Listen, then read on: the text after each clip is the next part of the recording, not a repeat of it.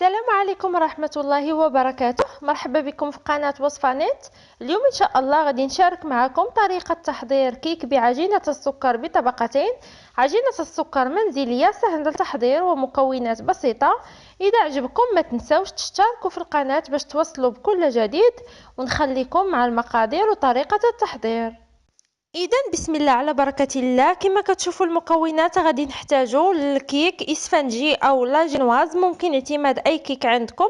بالنسبه للمقادير هاد الكيك غادي تلقاو طريقه تحضيرها في الرابط اسفل الفيديو في فيديو سابق، الا انني هنا ضفت ملعقه كبيره من الكاكاو. بالنسبه لحجم القالب فهو قالب بحجم 20 سنتيمتر. اذا هنايا غادي نحتاجوا السيرو او القطر، ممكن ايضا تستعملوا مشروب غازي. وهنايا عندنا القشطة الطرية المخفوقة أو الكريم شانتيي أو الكريمة السائلة، يعني حسب المتوفر عندكم. هنايا كما كتشوفوا قسمنا الكيك إلى 3 أقسام متساوية. ناخذ القسم الأول ونسقيوه بالسيرو جيدا. من بعد ما سقينا الكيك جيدا كما كتشوفوا هنايا، ناخذ كمية من الكريمة الشانتيي أو الكريم فريش، ونوضعوا طبقة ونسرحوها بسكين بحيث تعطينا وجه مستوي. ممكن نسمو كذلك الكريمة بأي شيء كالشوكولاتة أو البراليني حسب الذوق، أو ممكن نخليوها هكذا، يعني اختيار كيبقى لكم. إذا نوضعوا طبقة ثانية من الكيك، وبنفس الطريقة غادي ناخدو السيرو أو القطر وغادي نسقيو الكيك جيدا. نوضعوا كذلك طبقة من الكريمة ونسرحوها.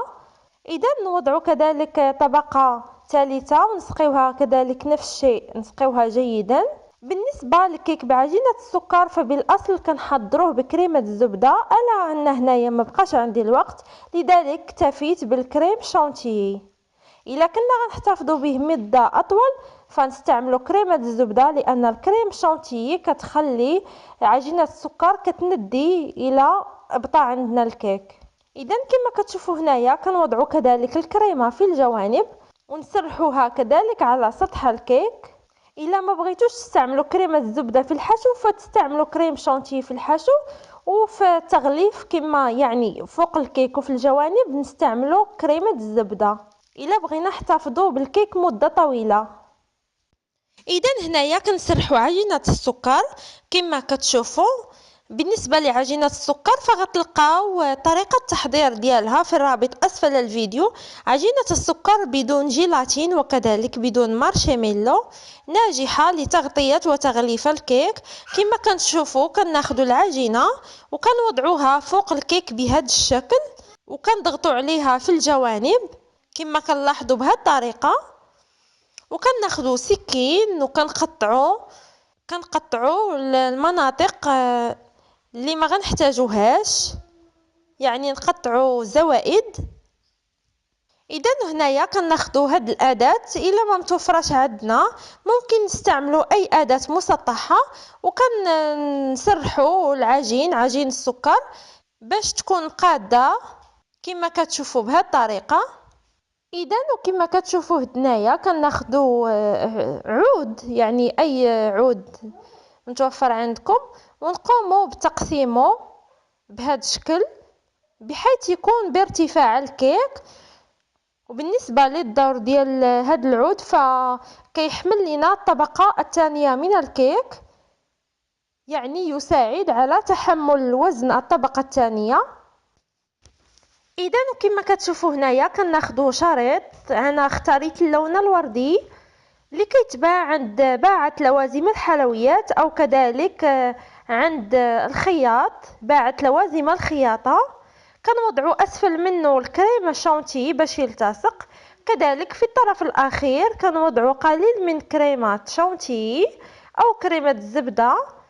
نقطعوا الشريط الزائد. اذا كما كتشوفوا هنايا كنوضعوا كيك اصغر من الكيك السابق اللي قمنا بتحضيره بنفس طريقه الكيك الاول، نوضعوه فوق الكيك الثاني فوق الاعواد. اذا ها هو الشكل ديالو. وكذلك كما كتشوفوا هنايا وضعنا شريط الوردي بنفس الطريقه، وهنا كناخذوا قياسات بنفس المسافه كما كتشوفوا، وكنربطوا كل واحده مع الاخرى المخالفه لها، يعني ماشي اللي مقابله معاها بل بالعكس، بحيث يعطينا اشكال بهذا الشكل كما كتلاحظوا هنايا.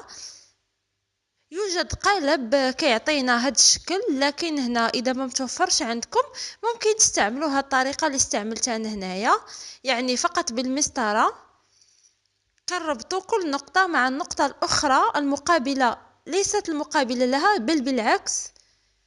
نتمنى ان الطريقه تكون واضحه وسهله.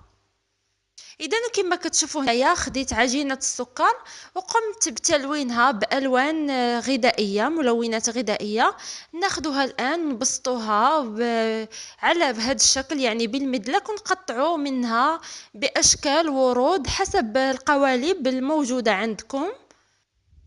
اذا وها هو الشكل ديالها النهائي بعد ما لصقنا ورود. كما كتشوفوا هنايا عملنا ورود بهذا الشكل، وعملت في كل ورده عقيق الغذائي او يعني الحلوى، وهنايا عملت اسم بنتي وكذلك الشمعه.